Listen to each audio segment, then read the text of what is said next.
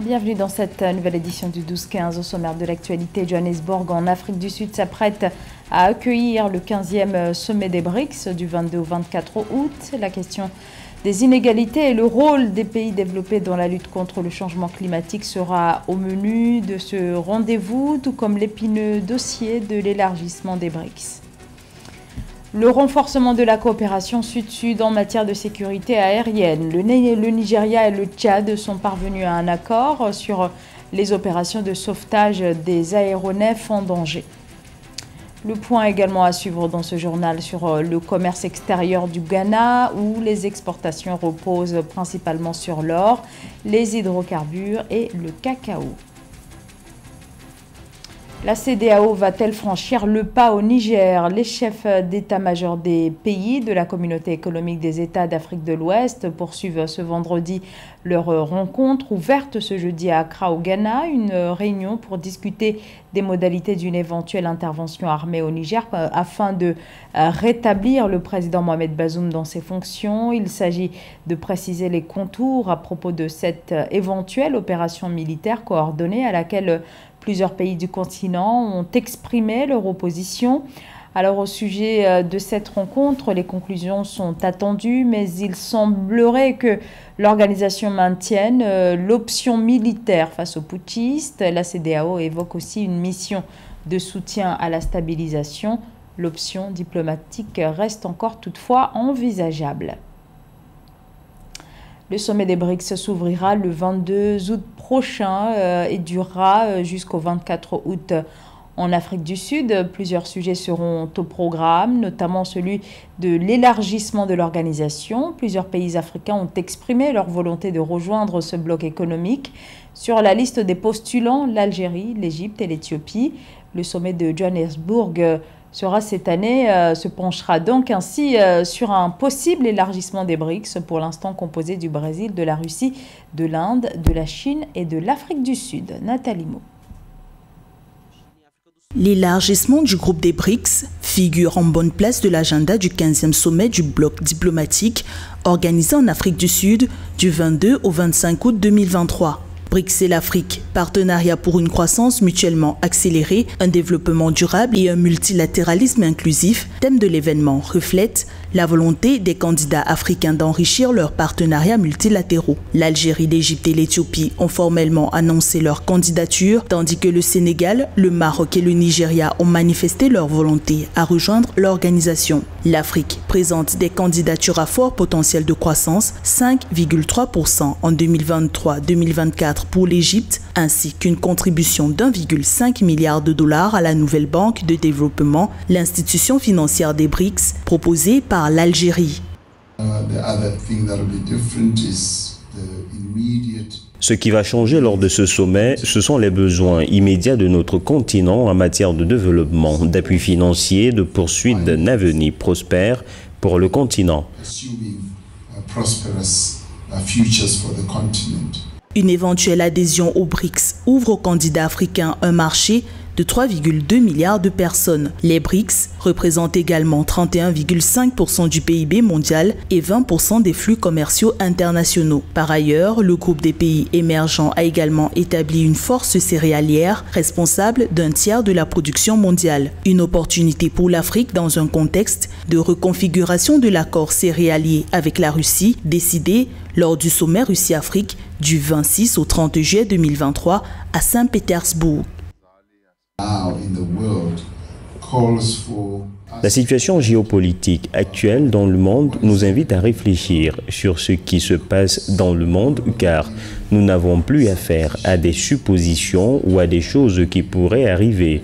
Nous avons affaire à des situations de type existentiel qui se déroulent sous nos yeux.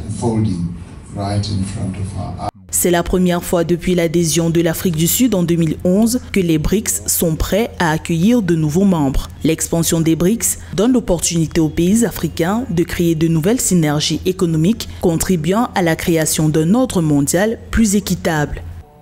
Sept partis politiques de l'opposition sud-africaine font front commun en vue des élections prévues en 2024. Une coalition a été annoncée au terme d'une conférence pluripartite qui s'est achevée ce jeudi dans la ville de Johannesburg. Une charte a été signée par ces formations, parmi lesquelles le premier parti d'opposition en Afrique du Sud, l'Alliance démocratique. On retrouve aussi le Front de la liberté ainsi que le Parti de la liberté nationale et d'autres partis qui ont donc lancé cette coalition qui compte bien s'imposer face à l'ANC au pouvoir depuis 1994. 17 août 1960, 17 août 2023, le Gabon a célébré ce jeudi son 63e anniversaire depuis son accession à l'indépendance. Plusieurs célébrations ont été organisées dans le cadre de cette fête nationale qui tombe cette année en pleine campagne électorale. Les élections générales, dont le scrutin présidentiel, se tiennent le 26 août prochain. L'occasion pour le chef de l'État sortant, Ali Bongo Ndimba, au pouvoir depuis près de 14 ans et qui brigue un troisième mandat, lors de son discours à la nation, de revenir sur les thématiques au cœur de son programme électoral. Mildred Diamou. 17 août, jour mémorable pour les Gabonais qui ont célébré ce jour le 63e anniversaire de l'accession à l'indépendance. Les festivités de cette année se sont déroulées dans un climat politique décisif, à 10 jours des élections générales du 26 août dans le pays. Dans son discours de circonstance, le président Ali Bongo a rendu hommage aux forces de sécurité nationale et a appelé au vivre ensemble pour un État plus fort et résilient face aux multiples défis. C'est un grand moment de démocratie. C'est l'opportunité de prouver au monde que nous sommes un peuple qui fera toujours le choix de la paix, le choix de l'union et le choix du dialogue. Ensemble, nous demeurons un peuple fort, solidaire, respectueux de tous ses citoyens. Et ce, malgré les tempêtes. Parce que vos vies personnelles comptent infiniment pour moi. Le président Ali Bongo veut notamment améliorer le tissu social du Gabon et renforcer la sûreté et la sécurité nationale, tout en réaffirmant sa volonté de garantir une meilleure vie au peuple gabonais. Le chef d'État a annoncé de nombreux projets allant de la réhabilitation des infrastructures, de la gratuité des manuels scolaires, de la réduction des frais de scolarité, au renforcement du personnel de sécurité. Vous soutenir est mon exigence morale. C'est pourquoi je vous annonce, mes chers compatriotes, qu'à partir de la rentrée scolaire prochaine, le prix des uniformes sera plafonné. Les frais de scolarité, d'inscription à l'école seront réduits de 25%. Et les manuels scolaires seront totalement gratuits pour les classes de primaire et de pré-primaire, pour assurer à chaque enfant, à chaque famille, partout sur notre territoire, un égal accès à l'éducation. Je poursuivrai le programme national d'éclairage public urbain avec la mise en service de 4000 lampadaires et dans les prochaines semaines, nous allons ouvrir la voie de contournement de Libreville. Nous poursuivons également les chantiers routiers pour connecter chaque province aux réseaux nationaux et assurer l'accessibilité à l'emploi dans les territoires. Nous continuerons la réhabilitation des structures sanitaires et éducatives avec comme point d'attache d'organiser le rééquilibrage des services publics sur le territoire national. Très prochainement, encore, plus de 1000 nouveaux policiers seront recrutés pour renforcer la police de proximité avec une police présente sur le terrain et proche des citoyens. C'est le 17 août 1960 que le Gabon a obtenu son indépendance de la France. Pour marquer cette journée également, le ministère de la Culture a organisé du 10 au 17 août 2023 à la Baie des Rois un festival de l'indépendance pour valoriser les expressions culturelles du pays. Le Tchad et le Nigeria ont procédé cette semaine à la signature d'un accord de coopération. Celui-ci porte sur le domaine aérien. Cet accord entre les deux pays est axé sur la sécurité et les opérations de recherche et de sauvetage d'aéronefs en péril et en attente de secours. Les précisions de Nathalie Mo.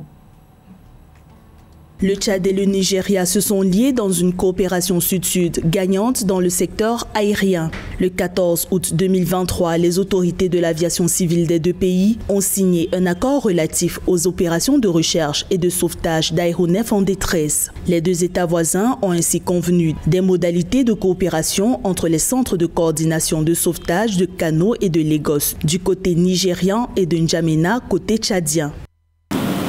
Je crois que ces accords doivent être respectés de tous les deux côtés, du côté du Tchad et du côté du Nigeria. Et c'est très important pour améliorer notre système aéronautique. Le directeur général de l'aviation civile du Nigeria, le capitaine Moussa Nuhu, a salué une coopération renforcée et ouverte qui permet aux deux pays d'intervenir en cas de détresse d'un aéronef sur le territoire l'un de l'autre. Le renforcement de la sécurité aérienne, de son point de vue, représente un pas vers l'établissement d'une ligne aérienne directe entre le Nigeria et le Tchad.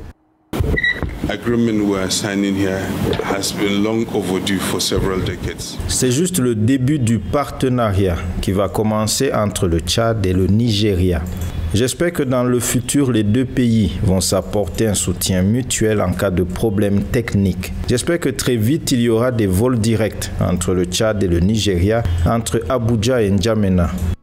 Le Tchad et le Nigeria sont tous deux signataires de l'accord sur le marché unique africain du transport aérien. Ce projet phare de l'agenda 2063 de l'Union africaine pose l'aviation civile comme moteur de la connexion de l'Afrique, la promotion de son intégralité sociale, économique et politique. La balance commerciale des biens et des services qui chiffre la différence entre les exportations et les importations des biens et des services. Alors, qu'en est-il pour un pays comme le Ghana, où le commerce extérieur repose essentiellement sur les exportations d'or, d'hydrocarbures et de cacao? Eh bien, pour l'année écoulée, le pays afficherait un déficit commercial. Le point avec Aïcha Moyouzam. Le nouveau rapport du service statistique du Ghana indique que 4 pays, la Suisse, la Chine, le Canada et l'Afrique du Sud, représentent plus de la moitié de toutes les exportations du Ghana, tandis que 6 pays, la Chine, le Royaume-Uni, les Pays-Bas, les États-Unis, l'Inde et la Suisse, sont à l'origine d'environ la moitié de toutes les importations du pays. Présentant les résultats lors d'un atelier à Accra le 15 août 2023, le professeur Samuel Kobina a donné les raisons de cette dépendance. Selon moi, les deux points de vue indiquent une vulnérabilité, que ce soit du côté des importations ou des exportations. Nous dépendons davantage des pays pour différents produits afin de compenser les 67% en termes d'importation. D'après les données du rapport, le Ghana a enregistré un déficit commercial de 4,5 milliards de cédis. Les importations ont grimpé à 148,6 milliards de cédis, éclipsant les exportations de 144,1 milliards de cédis. Du point de vue des marchandises échangées, plus de 2 tiers de toutes les exportations proviennent de seulement 2 produits spécifiques, les lingots d'or et le pétrole brut. Les importations, en revanche, sont constituées de 126 produits de base, contribuant aux 2 tiers de toutes les importations du Ghana. Ces chiffres mettent en évidence la dépendance du Ghana à l'égard des produits de base étrangers par rapport aux exportations. Charles Godfred Aka, professeur associé à l'Institut de recherche statistique, sociale et économique, appelle le gouvernement à soutenir la production alimentaire locale.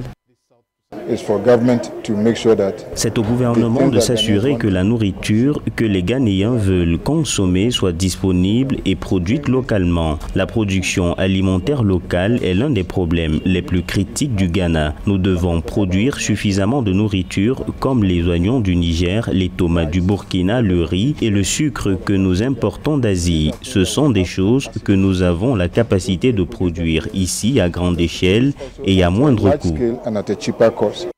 Rappelons toutefois que la valeur des exportations du Ghana dépasse les importations uniquement en Afrique et en Amérique du Nord. Sur le marché africain, 80,6% des exportations du Ghana sont destinées à 4 pays, l'Afrique du Sud en tête, suivi du Burkina Faso, de la Côte d'Ivoire et du Togo. On recense aujourd'hui plus de 150 millions d'enfants orphelins à travers le monde, une situation dramatique qui engendre des conséquences tragiques pour ces enfants. Gros plan sur la situation en Côte d'Ivoire où la prise en charge des orphelins mobilise surtout les organismes non gouvernementaux, à l'instar de la fondation Agir Ensemble pour l'Afrique. Reportage Esther Conan. Selon le Fonds des Nations Unies pour l'enfance, la Côte d'Ivoire comptabilise en moyenne 60 orphelinats qui reçoivent chaque année environ 10 enfants abandonnés. pour venir en aide aux enfants en difficulté sur l'ensemble du territoire à travers la protection et réintégration communautaire.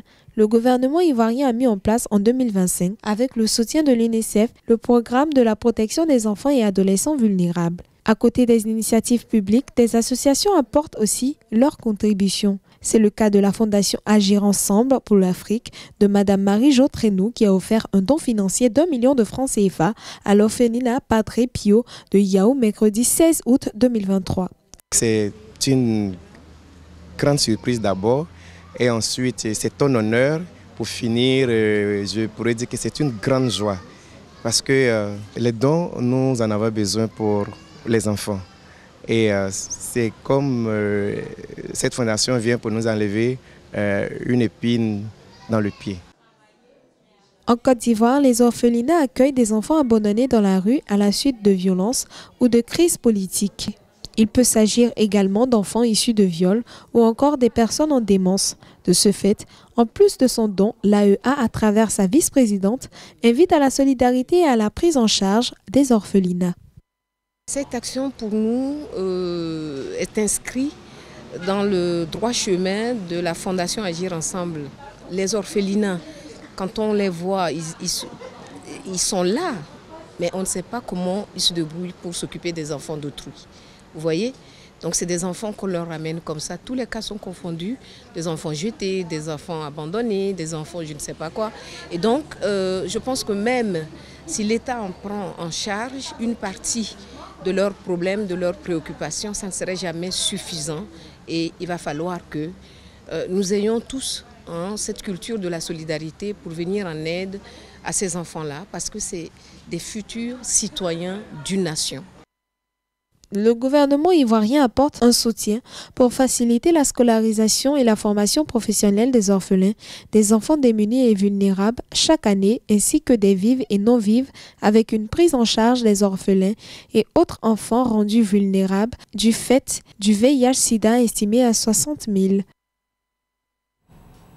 C'était le journal de la rédaction. Merci de votre fidélité. L'information continue sur Africa 24.